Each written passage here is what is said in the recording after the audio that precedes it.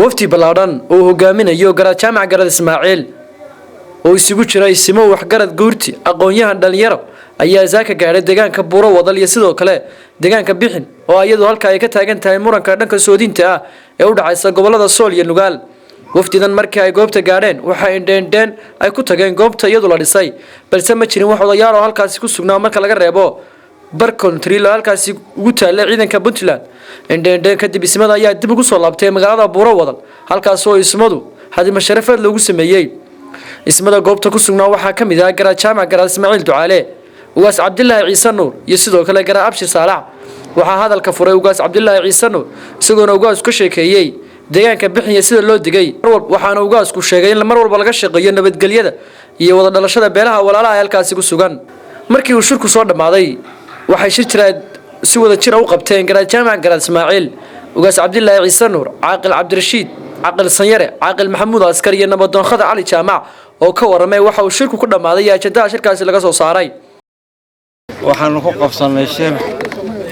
meesha deegaanka la yiraahdo Buuro Wadal. shirku wuxuu ku saabsanaa dhacdadii aanan filayn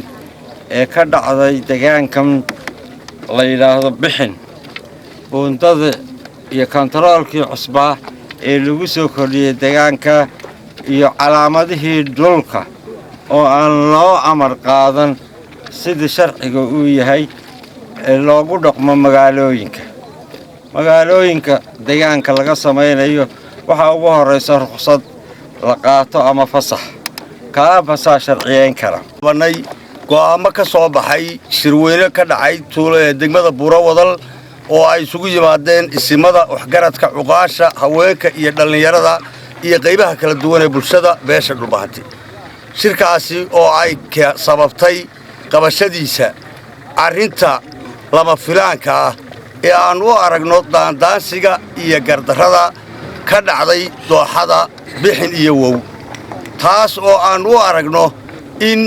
ilaa iyo taariikh wixii soo jiray dadku waxa waa wada leeyahay waxna waa kala leeyahay.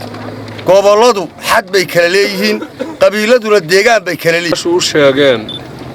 iyo waayeelkii nabadoonnadu maanta halka waxaanu isugu nimi Buuro Wadal annagoo wafti ka soo baxday magaalada Laascaanood oo ballaaran oo ilaa 20 baabuur oo hogaaminayo garaad jaamac garaad Ismaaciil iyo cuqaashii gobolka Sool. waxaanu u soo baxnay arrinta ka taagan deegaanka Bixin. markaanu halkan nimina waxaanu ugu nimi ugaaska Boocame iyo deegaanka kan isagu ka mas'uulka isimo iyo cuqaal iyo waxgaradba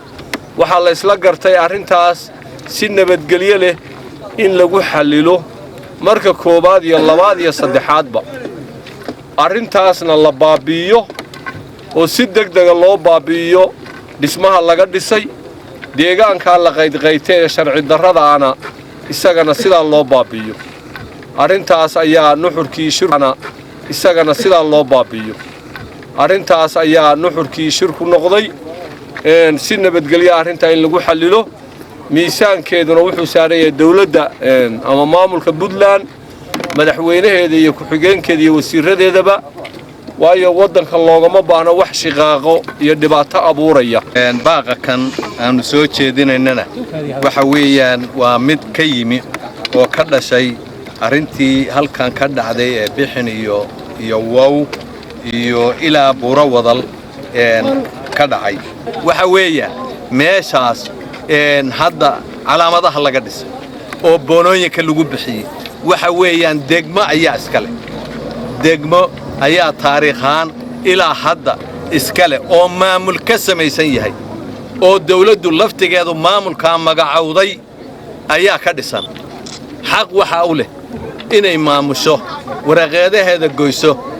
degmadii xaq ahayd ee Puntland itraafsan tahay baa xaq u leh. wanaag baanu doonaynaa, waxaanu doonaynaa inaan dadka walaalaha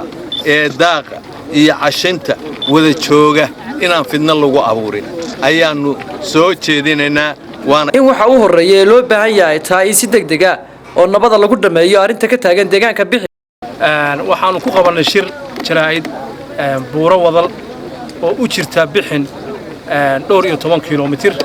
shirkan ilaa shalay waa socday wuxuu ka socday laascaanood wuxuuna ku saabsan yahay arrinka sansaanka colaadeed leh arrinka sansaanka colaadeed leh ee muuqda ee xuduudda ay kala leeyihiin labada gobol Sool iyo Garowe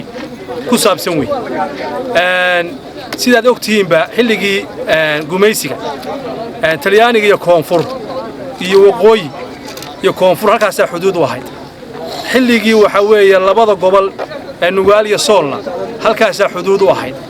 labada beeloodna halkaas xuduud u leh waxaan leenahay Soomaalidu waxay ku maamaadaan waxaan hore loo arag haddii la arkana mi subxaanallaah leeyahay wixii hore loo arkay haddii laakiin waxoodii baa loo daayaa waxaan leenahay arrinka fidmada socda haddaan hadeerba laga hortagin mi subxaanallaah baan leenahay waxaan baaqan u jeedinayaa raggayaga dhiga ah ee salaadiinta ee nabadda jecel annagu nabad baanu jecellahay nabad baanu ku baaqaynaa waa nabad baanu leenahay colaad waxa weeye maanta diyaar looma aha arrinka waxa laga qabto maamul ahaan waxa laga qabto qabiil ahaan waxa laga qabto waxa weeye jawaabta waan ka warsugaynaa gabagabadii shirkan ayaa ku soo dhamaaday jawi degan iyo isafgarad iyadoona la magacaabay guddi arrintaas ka shaqeysa waxa xusid mudan in ay goobta ku sugnaayeen xildhibaano ka socday maamulka Puntland kuwaas oo sheegay in habtoodinta ay u dhaxayso gobolada Sool iyo Nugaal Mukhtaar Cabdi Jaamac warbaahinta SBC magaalada Laascaanood